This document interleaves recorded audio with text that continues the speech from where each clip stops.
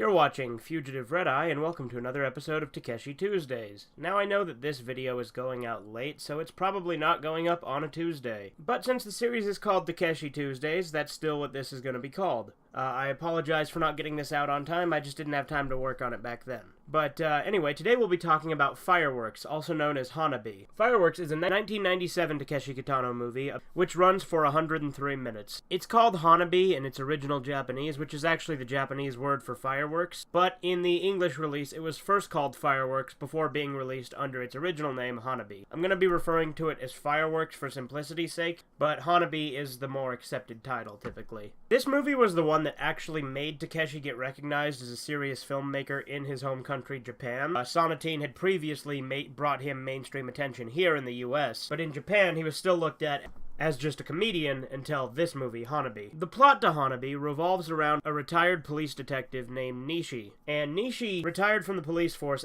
after another cop got killed at a violent breakout in a mall where he got shot, and Nishi kind of blamed himself for this and retired. Now Nishi's former partner also gets shot in a later scene and gets crippled. This movie is by far the most depressing of Takeshi's movies, at least in my personal opinion, because the main plot focuses on Nishi's wife getting leukemia and Nishi just wanting to spend as much time with her as he possibly can. He owes money to the Yakuza because he took out some money to actually pay for her medical bills, and he goes through a bunch of stuff to get that money. I'm not going to spoil anything, obviously. And he's also running from these Yakuza because they want interest. But things do not go well for him, to say the least. On top of that, where the whole plot is just his wife is going to die, and he just wants to spend as much time with her as he can. There's the subplot where his partner has been crippled, his family left him, and he feels useless, constantly wanting to kill himself, but he starts painting to pass the time and try to make himself feel like he has some sort of purpose. All the paintings themselves were done by Takeshi. I can't really say too much more about the plot without spoiling it. It is a very depressing movie. This was the first one of Takeshi movies I actually cried a little bit while watching it. In fact,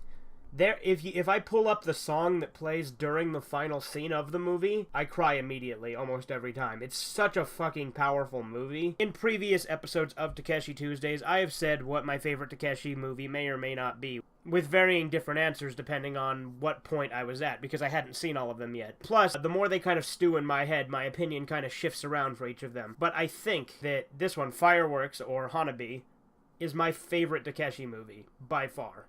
Because it's sad, it's beautiful, and it's got a soundtrack by Joe Hisaishi again, who's the same guy who did the soundtrack for Sonatine and many of other Takeshi movies. I'm also really a sucker for tragedy, so the really depressing nature of this movie just kind of hits me for some reason, and I love it.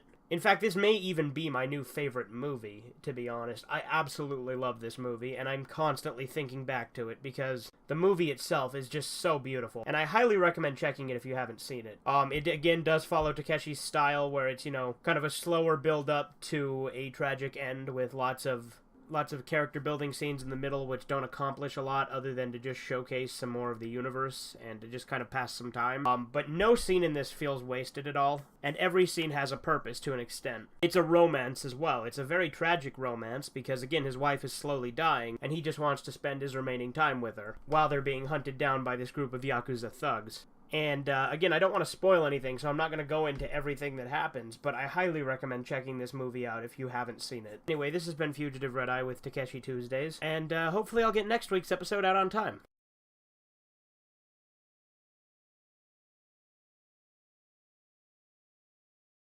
Subscribe to Fugitive Red-Eye.